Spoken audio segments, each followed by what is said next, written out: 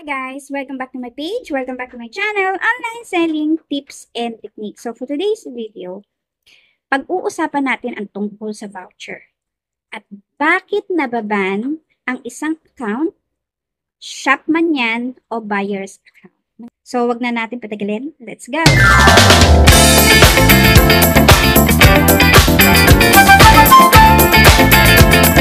Ano ba ang voucher? Ang voucher ay para siyang ticket na ibinibigay ng mga online platform, mga online shop, para magkaroon ng discount ang kanilang mga buyers. At yung mga online seller na pwede rin gumawa ng kanilang mga voucher para ibigay sa kanilang buyers o potential buyers. O pwede rin nating ibigay ito kapag nag-follow sila sa ating shop. So bakit nga ba tayo nagkakaroon ng violation just using vouchers? Sa totoo lang, wala naman talagang further explanation kung bakit tayo nagkakaroon ng violation through using a voucher. Comment nga sa akin sa TikTok, nagtatanong siya na nagpa-ship out lang daw siya, naban na yung kanyang account. So, to make the long story short, yung sa pag-uusap namin and na-mention niya na ang reason pala kung bakit naban ang kanyang account is through scam voucher. Ano ba itong scam voucher na to?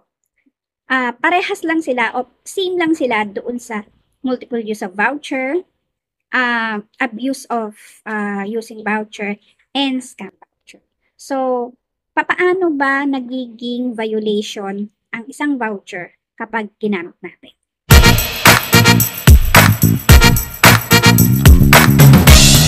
As you can see, sa ating online shops, particularly sa Shopee, may mga vouchers na ibinibigay sa atin si app. Maski makipag-usap ka pa sa mga customer service ng mga platform, wala rin silang masabi na particular reason kung bakit nga nagkakaroon tayo ng violation. Plus the worst, nababan yung ating accounts o buyer's account o yung ating shop account. Diba ang weird? Hindi nila ma-explain further kung bakit nagkakaroon ng violation through using voucher lang. Ang hirap kaya kapag naban ka sa iyong account, it took 1 month bago mo siya ma-recover ulit. Kailangan mo siyang i-appeal. O kaya, kapag sinuwerte-swerte ka, talagang marirestrict ka na o madidelete ang iyong account. May possible reason din kung bakit nababa ng account natin by using this voucher.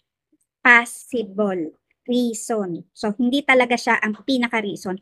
Posible lang possible. Number 1 reason is multiple use of voucher. Multiple use of voucher. Paano nangyari yon? Magagamit mo lang kasi siya o repeatedly magagamit mo ang isang voucher kapag marami kang buyer's account. Gagamitin mo yon. Bawa, you have 4 accounts. A, B, C, D. Nagamit mo na siya sa unang account mo. Tapos, gagamitin mo ulit siya doon sa pangalawang account mo. And so on and so forth. So, malilito ngayon si Shopee app kung alin doon yung totoong main account mo. So, kung paulit-ulit mong ginagawa yun, paulit-ulit mong ginagamit ang voucher but ibang account mo, then matatag ka at mabibigyan ka ng violation ng multiple use of voucher. You have 2 gadgets, dalawa ang cellphone mo. So, you have 4 accounts. Yung yung account mo na A and B, ginagamit mo doon sa gadget 1 mo. Tapos, D, ginagamit mo doon sa second gadget mo. So, bawal din yun. Madedetect yun ni online platform na magkaiba ang inyong IP address. So, wag na wag nyong gagawin yon. Bubuksan nyo ang shop nyo o yung account nyo sa ibang gadget.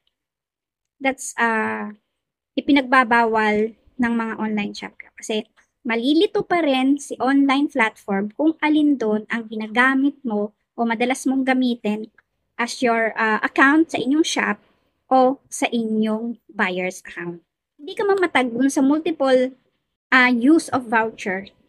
Pwede kang matag as or abuse using of voucher. Ganon din yon, paulit-ulit mong ginagawa.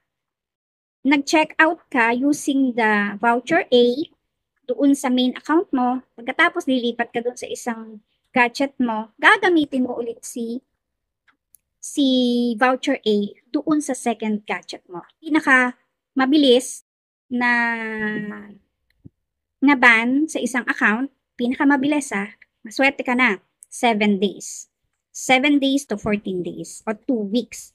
Pero usually, ang ibinibigay na restriction sa isang account is 30 days o 1.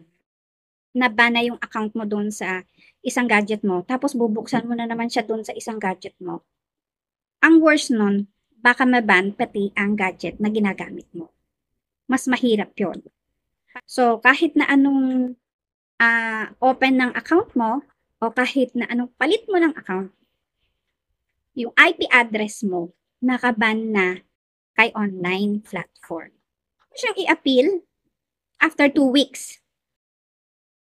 Kung shop lang naman ang nakaban sa'yo, at nagagamit mo pa yung buyer's account mo, talk to the customer service and mag-apply ka ng appeal para ma-recover ang iyong account.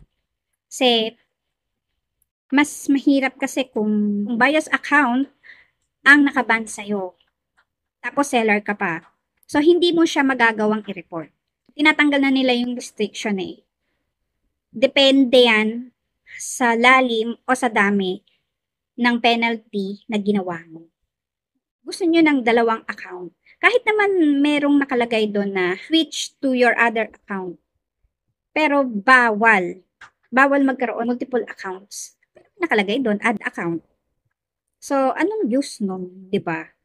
Eh kasi naman yung iba, naabuso din. Na porket mag-create ng isa pang account. Hindi lang kasi isa, dalawa, tatlo, apat ang ginagawa nila. Mas marami pa. Kaya nagkakaroon sila ng violation. Especially, madalas silang mag-switching. O, madalas silang gumamit ng ibang gadget to open their accounts. So, para maiwasan din yung multiple accounts, alisin na lang yung add account. Para isa lang talaga sa isang owner. Ngayon, kung gusto nyo ng dalawang account, dalawa yung gadget nyo. Pero magkaiba ng information. Para hindi kayo maban, please, sumunod na lang kayo sa community guidelines ng mga online platform. Kasi, mahirap maban, mahirap ma-strict. Sa totoo lang. Aabusuhin nyo yung isang bagay, tapos pag naban kayo, panic. Kung nagtanong yan sa customer service, isang account lang talaga sa isang owner. Ngayon, sabi ko, bakit may add account pa? Kung hindi, kung rine-required nyo lang naman yung isa lang. So again, para makaiwas tayo sa mga restrictions and violations, sumunod na lang tayo sa community guidelines ng ating mga online platform, especially doon sa mga sellers. Okay? Kasi mahirap maban ang account. Imbis na meron kang sales, wala. Lugi ka. Kung maganda pa naman ang iyong mga products. So, yun lang. I do hope na nakatulong ako.